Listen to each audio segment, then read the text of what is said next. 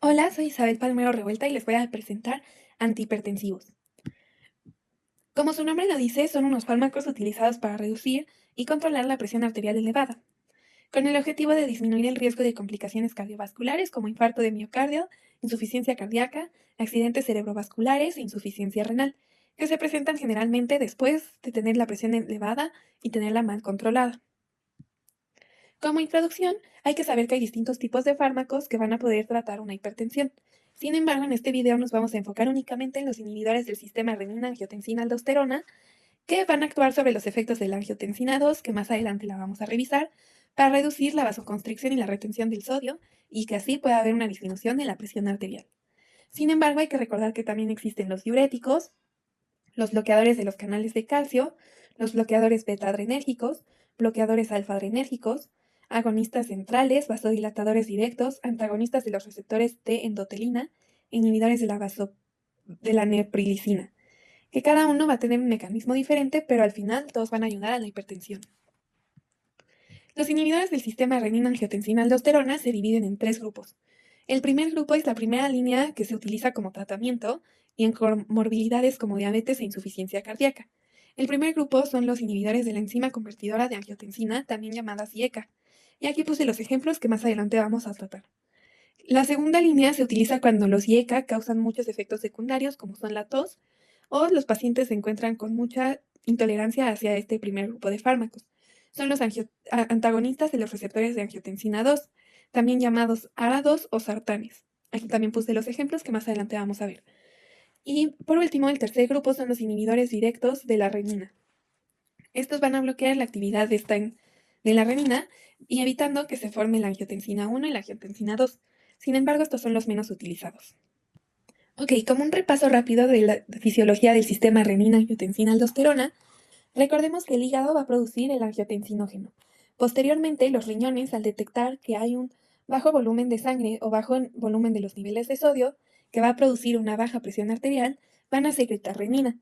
Esta renina va a convertir el angiotensinógeno en angiotensina 1 y la angiotensina 1 se va a convertir en angiotensina 2 al pasar por los pulmones, donde la enzima convertidora de angiotensina la va a transformar en angiotensina 2. Y posteriormente esta angiotensina 2 va a tener efectos sobre el músculo liso, causando vasoconstricción, sobre la hipófisis posterior, secretando ADH, sobre las glándulas suprarrenales y la aldosterona va a producir que haya retención de sodio y de agua. Y estos efectos al final van a producir que haya una elevación de la tensión arterial, ayudando a que se produjo una baja presión arterial. En la imagen de la derecha está en portugués, pero de todas formas se entiende. Puse las flechas azules que van a indicar en dónde va a actuar cada grupo de fármacos. La primera línea, que es el primer grupo, son los inhibidores de la enzima convertidora de angiotensina, que van a actuar sobre la enzima convertidora de angiotensina, que viene de los pulmones, evitando que se convierta en angiotensina 2. Después el segundo grupo de fármacos, que son los ARA, van a actuar directamente sobre la angiotensina 2, evitando que se produzcan todos sus efectos. Y por último, el tercer grupo va a actuar en la renina, que viene de los riñones, para evitar que se convierta en angiotensina 1 y evitar todo lo que puede pasar con la angiotensina 2. En esta tabla les puse todos los efectos generales que va a tener el sistema renina-angiotensina. La aldosterona 2 va a tener un efecto vasoconstrictor potente, que es lo que va a aumentar la presión arterial. Sin embargo, también va a tener otros efectos como aumento de la actividad simpática, secreción de aldosterona, que es lo que va a retener el sodio y el agua, liberación de ADH, estimulación de la sed, remodelación vascular y cardíaca, aumento de la inflamación y estrés oxidativo, aumento de la filtración glomerular, lo cual va a elevar la presión en el glomérulo, y retroalimentación negativa, lo cual va a inhibir la liberación de renina. Por lo tanto, el primer grupo de fármacos, que son los IECA, van a tener todos los efectos contrarios. Disminución de la angiotensina 2, que va a provocar una menor vasoconstricción y va a disminuir la presión arterial. Va a haber disminución de la actividad simpática, disminución de la secreción de aldosterona, por lo tanto menor retención de agua y de sodio, reducción de la hipertrofia y remodelación vascular, aumento de la bradicina, que más adelante vamos a hablar de ella, disminución de la presión arterial, disminuye la precarga y poscarga, lo cual va a ser útil en la insuficiencia cardíaca, va a ser un protector renal, ya que va a disminuir la presión intraglomerular, y también cardiovascular, ya que previene la hipertrofia ventricular izquierda. Ok, para dar un contexto, recordemos que la hipertensión arterial es cuando la presión se eleva por encima de 140/90, lo cual va a ser un factor de riesgo para enfermedades cardiovasculares como el infarto y el accidente cerebrovascular. Las causas y factores de riesgo pueden ser factores genéticos, obesidad y sedentarismo, consumo excesivo de sal, estrés y tabaquismo o enfermedades renales. Y la hipertensión se va a presentar con síntomas como dolores de cabeza, mareos, visión borrosa y palpitaciones. Sin embargo, en muchos de los casos puede ser asintomática en sus primeras etapas. Ok, ¿qué va a ser una urgencia hipertensiva? En resumen, es cuando se eleva la presión arriba de 180 sobre 120, lo cual requiere que se reduzca la presión para evitar daño a los otros órganos. Esto se va a presentar con los síntomas iguales como dolor de cabeza intenso, visión borrosa, náusea y vómitos y falta de aire. Una de las cosas que puede causar la hipertensión arterial es la insuficiencia cardíaca congestiva, que es la incapacidad del corazón para bombear suficiente sangre al organismo, lo cual puede producir acumulación de líquido en los pulmones y otros órganos. Las causas y factores de riesgo podrían ser que el paciente tuviera un infarto previo, hipertensión arterial mal controlada, enfermedades valvulares cardíacas, cardiomiopatías o diabetes.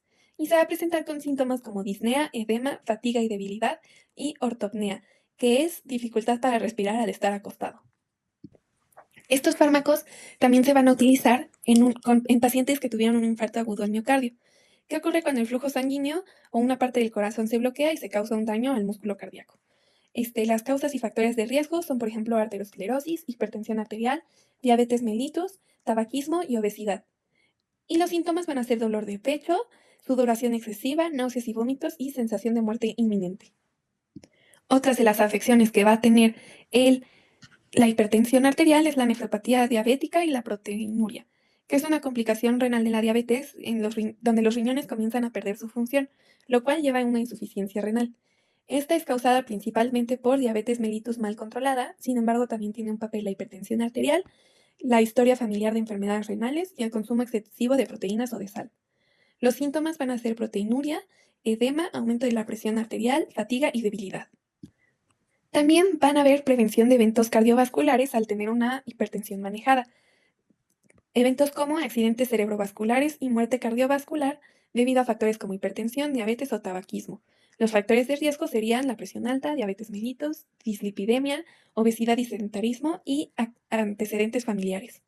Otra afección que también puede causar la hipertensión arterial es el síndrome metabólico y resistencia a la insulina. Es un conjunto de condiciones que aumentan el riesgo de diabetes tipo 2 y enfermedades cardiovasculares, donde la hipertensión arterial es un factor de riesgo junto con la obesidad abdominal, niveles elevados de azúcar en sangre y dislipidemia. Y esta afección se presenta con síntomas como aumento de peso en el abdomen, resistencia a la insulina y fatiga crónica. Ahora sí, empecemos con los fármacos del primer grupo de antihipertensivos, que son los inhibidores de la enzima convertidora de angiotensina. Vamos a hablar de estos 5 y cada uno lo vamos a ir desglosando. El primero que existió fue el captopril, que va a tener se va a utilizar en 4 situaciones principalmente. En la hipertensión arterial, donde disminuye la presión arterial al inhibir la conversión de angiotensina 1 en angiotensina 2. Va a actuar también en insuficiencia cardíaca congestiva, ya que reduce la poscarga y la sobrecarga del volumen. Va a ayudar en un postinfarto agudo al miocardio, ya que disminuye la remodelación cardíaca y mejora la sobrevida. Y en la nefropatía diabética y la proteinuria, que protegen la función renal al reducir la presión intraglomerular. Las ventajas de este fármaco son que tiene un inicio rápido, donde su efecto va a tardar entre 15 y 30 minutos, tiene una vida corta, lo que permite suspender el tratamiento rápidamente si hay efectos adversos, va a tener un efecto protector renal, no produce taquicardia refleja, a diferencia de otros como los bloqueadores de canales de calcio.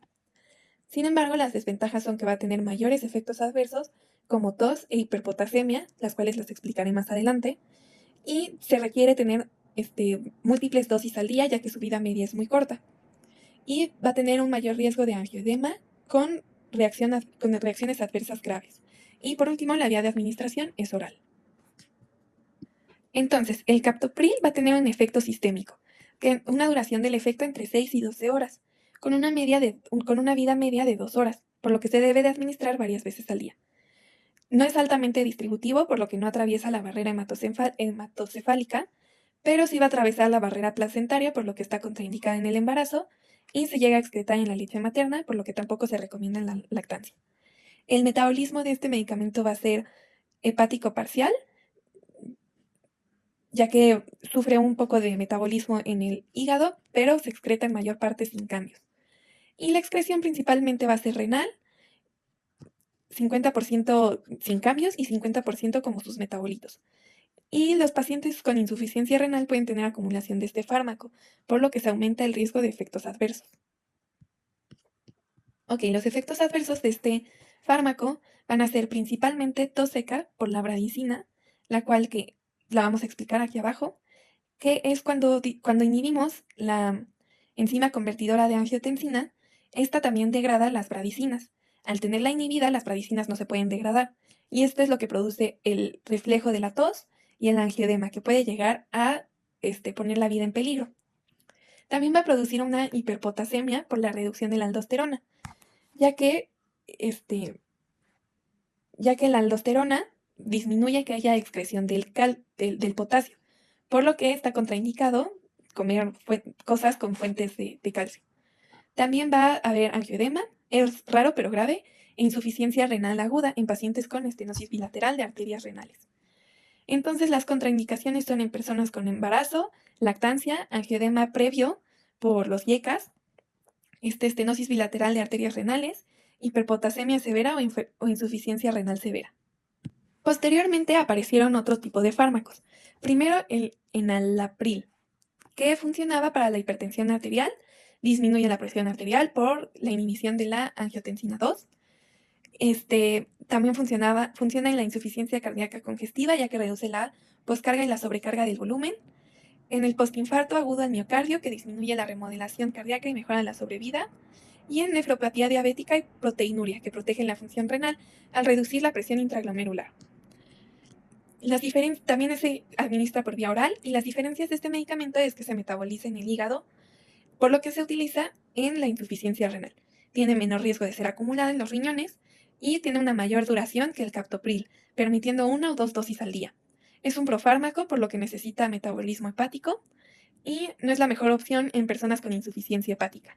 El metabolismo es 100% hepático, pero la excreción es 60% renal y 40% hepática. Se requiere un ajuste de dosis en la insuficiencia renal, pero es menos restrictivo que el lisinopril, que vamos a ver más adelante. La duración de su efecto es de 12 a 24 horas, con una vida media de 11 horas. Ahora sí, vamos con el lisinopril. Este está indicado en la hipertensión arterial, insuficiencia cardíaca congestiva, postinfarto agudo al miocardio, nefropatía diabética y proteinuria. Ya no voy a decir las especificaciones de cada una porque realmente es lo mismo que en los otros dos fármacos. Las diferencias que este medicamento va a tener es que va a tener una duración prolongada, lo cual permite que solamente tengamos que dar una dosis diaria. No tiene metabolismo hepático, por lo que es útil en pacientes con insuficiencia hepática. Su eliminación es 100% renal, lo que reduce riesgos en insuficiencia renal sin ajuste de dosis. Y hay un mayor riesgo de acumulación en insuficiencia renal, lo que puede aumentar la hiperpotasemia, lo cual es algo malo. El metabolismo es que se elimina casi sin cambios, ya dijimos que la excreción es renal y que se requiere ajuste de dosis para evitar la acumulación en los riñones. Su duración es de 24 horas con una vida media de 12 a 13 horas. El rimipril se usa también en situaciones de hipertensión arterial, insuficiencia cardíaca congestiva, postinfarto agudo al miocardio y nefropatía diabética y proteinuria. Las diferencias que este fármaco va a tener es que también es un profármaco con su metabolito activo, va a ser el rimiprilato, lo que prolonga su duración de acción. Va a tener un efecto prolongado, por lo que solamente se requiere una dosis diaria. Reduce la rigidez arterial, mejorando la función endotelial.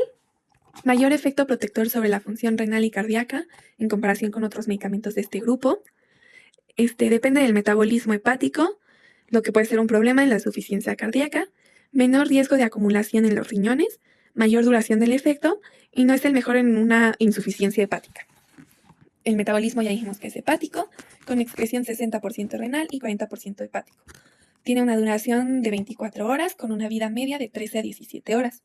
Y previene, como lo importante de este fármaco, es que también previene eventos cardiovasculares en pacientes de alto riesgo. Ok, seguimos con el perindopril, el cual también funciona en la hipertensión arterial, insuficiencia cardíaca, postinfarto agudo al miocardio y protección contra eventos cardiovasculares. Las diferencias son que tiene un efecto prolongado con una sola dosis diaria, es mejor tolerado que otros IECA en términos de efectos adversos, Va a reducir la rigidez arterial y mejora la función endotelial. Tiene mayor afinidad por la enzima convertidora de angiotensina. Es un profármaco que necesita que se convierta su metabolismo, que es perindoprilato. Tiene dependencia del metabolismo hepático y no es la mejor opción cuando hay una insuficiencia renal grave. Ya dijimos que su metabolismo es hepático, su excreción es casi 100%, casi muy elevado en lo renal, con una duración de 24 horas, vida media de 17 a 24 horas. Y lo importante de este fármaco es que ayuda en la prevención de eventos cardiovasculares en pacientes de alto riesgo y protección cardiovascular postinfarto. Recordemos que los efectos adversos van a ser los mismos que el captopril porque es el mismo grupo de fármacos. Entonces también vamos a tener tos seca por la acumulación de bradicinas y la hiperpotasemia por la reducción de la aldosterona, que es lo que disminuye los niveles de potasio. Y está contraindicado en embarazo y lactancia principalmente. Entonces aquí les hice un pequeño resumen donde el captopril se utiliza principalmente en urgencias hipertensivas debido a que tiene una acción rápida. El enalapril se usa en tratamiento crónico de hipertensión en insuficiencia cardíaca. El lisinopril se utiliza en pacientes con insuficiencia hepática ya que no requiere metabolismo hepático. El ramipril se usa para la prevención de eventos cardiovasculares y el perindropil se utiliza para la prevención cardiovascular, postinfarto y ancianos por su vida media larga. Entonces, lo importante de saber de cada uno es que los activos van a ser el captopril y el lisinopril. El que tiene una acción más rápida es el captopril, pero los de mayor duración son los demás que vinieron después del captopril. Y el que no se metaboliza es el lisinopril. Aquí puse los porcentajes de excreción y la dosis usual. Ahora sigamos con los antagonistas de los receptores de angiotensina 2, que van a ser estos 5 y son bloqueadores selectivos del receptor AT. Ok, el primer medicamento de este grupo de fármacos es el losartán, que está indicado en la hipertensión arterial, en la insuficiencia cardíaca congestiva, porque va a disminuir la poscarga y la remodelación ventricular, prevención de eventos cardiovasculares en pacientes de alto riesgo, nefropatía diabética y proteinuria, prevención de daño renal en pacientes con hipertensión y proteinuria. Y las ventajas van a ser que no causa tos seca a diferencia de los IECA. Y es por eso que este grupo se escoge sobre los IECA cuando no se puede tener el efecto secundario. Va a tener menor riesgo de angioedema, va a tener mayor duración de los efectos, son más selectivos al receptor AT1, permitiendo que el receptor AT2 tenga efectos vasodilatadores compensatorios, y va a tener desventajas como menor efecto en la remodelación ventricular en comparación de los IECA, efecto antihipertensivo más gradual, requiere metabolismo hepático y ajuste de dosis en insuficiencia hepática, pero no es necesario en la insuficiencia renal. Y su administración también es vía oral. Este fármaco tiene un efecto sistémico con una duración de 24 horas, por lo que nada más es necesaria una dosis al día. Tiene una vida media de 2 horas y la vida media de su metabolito activo es de 6 a 9 horas. No es altamente distributivo, por lo que no va a atravesar muy poco la barrera hematocefálica, pero casi nada. Sí atraviesa la barrera placentaria, por lo que es contraindicado en el embarazo, y también se va a excretar en la leche materna. El metabolismo es hepático, donde se convierte en su metabolito activo, que tiene mayor potencia, y la excreción va a ser renal e hepática. Los efectos adversos van a ser casi los mismos que la IECA, sin embargo no va a haber reflejo de tos. Pero sí va a haber hiperpotasemia.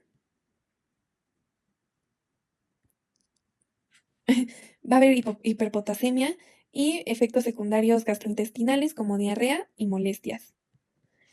Las contraindicaciones también van a ser embarazo, lactancia, estenosis bilateral de arterias renales, hiperpotasemia severa o hipotensión severa en pacientes hipovolémicos.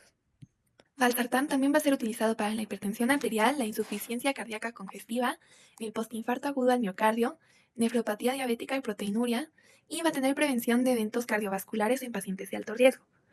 Las diferencias de este medicamento es que su inicio de acción es más rápido que el losartán.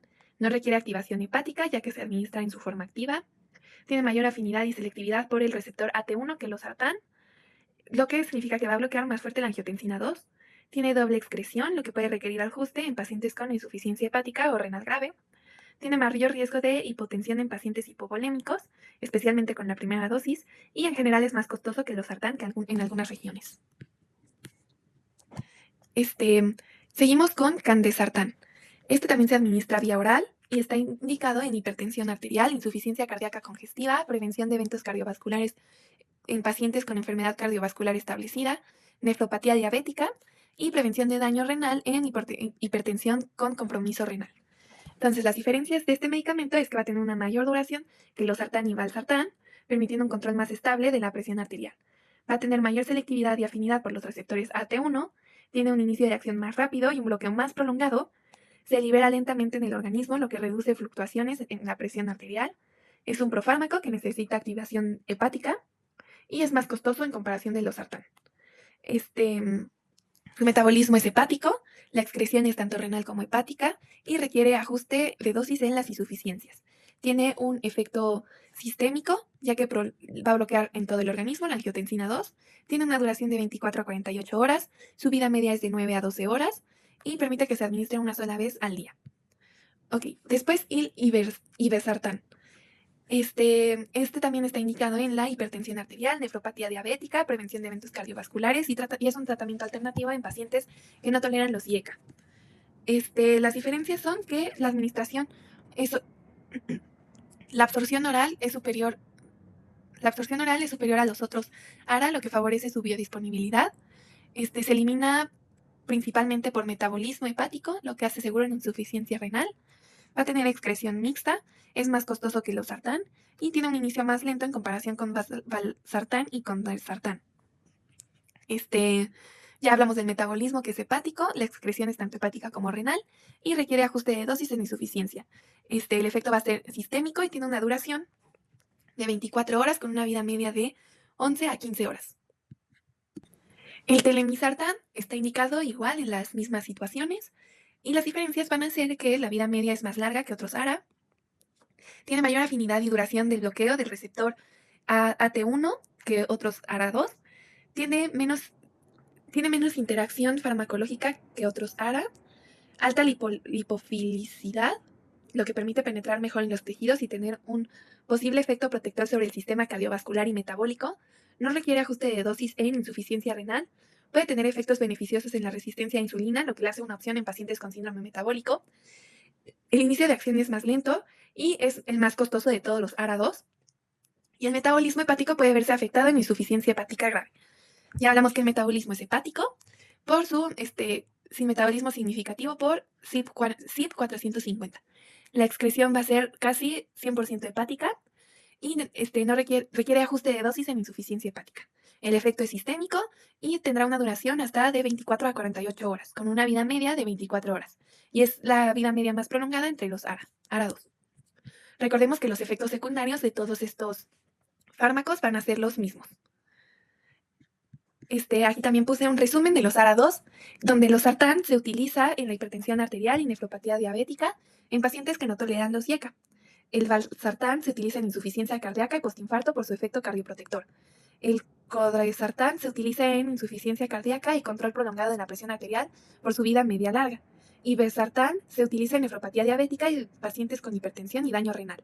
Telmisartán se utiliza en hipertensión y síndrome metabólico por su larga duración y efecto beneficioso sobre la resistencia a la insulina. Lo importante en esta tablita es saber que el condesartán es un profármaco. El que va a tener un inicio de acción más rápido es el losartán. La duración del efecto más prolongado son el condesartán y telmisartán. Y la vida media más larga la tiene el telmisartán. El metabolismo, casi todos son hepáticos. La excreción, puse los porcentajes. El único que va a ser altamente liposoluble y distributivo es el telmisartán. Y las dosis usuales. Ahora vamos a presentar dos casos clínicos. El primer caso clínico es donde está indicado un IECA. María, una mujer de 58 años, acude a consulta por presentar dolores de cabeza frecuente, fatiga y visión borrosa en las últimas semanas. Además, refiere que ha notado hinchazón en los pies y un aumento de la frecuencia urinaria nocturna. Tiene antecedentes de hipertensión arterial desde hace 7 años y diabetes tipo 2 desde hace 10 años, aunque admite que su control ha sido irregular. En la exploración se encuentra una presión arterial de 162/92 y edema leve en ambos tobillos. Se solicitan estudios de laboratorio encontrando microalbuminuria elevada, 290, y una tasa de filtración glomerular estimada de 62 mililitros por minuto, lo que sugiere una nefropatía diabética incipiente. Por lo tanto, el diagnóstico es hipertensión arterial mal controlada y nefropatía diabética en etapa temprana. El tratamiento que se escoge son con IECAS y se inicia con ramipril 5 miligramos una vez al día, con ajuste progresivo según la respuesta. Este fármaco se escogió por la protección renal, ya que reduce la presión intraglomerular, disminuyendo la presión de la nefropatía diabética, debido al efecto cardioprotector que disminuye el riesgo de un infarto y enfermedad cardiovascular, ya que es una paciente de alto riesgo. Y va a tener un control prolongado de la presión arterial, ya que su vida media larga permite una administración única diaria. Y se recomienda también una dieta baja en sodio y azúcares, con control estricto de la glucosa y monitoreo de la función renal. Ahora vamos con un caso sobre los ARA2. Luis, un hombre de 60 años, acude a consulta por presentar mareos ocasionales, fatiga y visión borrosa en las últimas semanas. También menciona que ha notado hinchazón en los tobillos al final del día y un incremento en la necesidad de orinar por las noches. Tiene antecedentes de diabetes tipo 2 desde hace 12 años y hipertensión arterial desde hace 8 años. Durante la entrevista menciona que hace algunos meses intentó controlar su presión arterial con un IECA en Alapril, pero tuvo que suspenderlo porque tuvo tos seca persistente y sensación de falta de aire, especialmente en las noches. La tos interrumpía su sueño y le causaba fatiga diurina. Además, tiene un historial de reflujo gastroesofágico, lo que exacerbaba aún más la irritación de su garganta y aumentaba la intensidad de la tos. Por esta razón, decidió dejar de tomar los medicamentos sin consultar a su médico. En la exploración se encuentra una presión arterial de 158/90, con una frecuencia cardíaca de 80 latidos por minuto y edema leve en miembros inferiores. Los exámenes del laboratorio muestran microalbuminuria de 310 miligramos al día y una tasa de filtración glomerular estimada de 55 mililitros por minuto, entre minuto, lo que indicaba nefropatía diabética en etapa temprana. Por lo tanto, el diagnóstico que se hizo fue hipertensión arterial mal controlada, nefropatía diabética incipiente, y una importante intolerancia a los IECA debido a la tos persistente y al reflujo gastroesofágico. Dado que el paciente no toleró los IECA debido a la tos y además que agravaba su reflujo gastroesofágico y afectaba su calidad de vida, se decide iniciar el tratamiento con irbesartán 150 miligramos una vez al día. Se escogió este tratamiento de irbesartán en lugar de un IECA debido a la alternativa en pacientes con intolerancia a los IECA por la tos persistente, la protección renal, ya que iberastán disminuye la microalbuminuria y ralentiza la progresión del daño renal en diabetes tipo 2. Y también por su efecto antihipertensivo duradero, ya que su larga vida permite control estable de la presión arterial con una sola dosis diaria. Como conclusión, los IECA son la primera línea de tratamiento. Sin embargo, los ARA son una alternativa efectiva en pacientes que no toleran los IECA. En términos generales, la elección entre un IECA o un ARA2 depende de la tolerancia del paciente, sus comorbilidades y la presencia de efectos adversos. Ambos grupos de fármacos juegan un papel fundamental en la reducción del riesgo cardiovascular y la protección renal. Muchas gracias. Espero hayan entendido todo.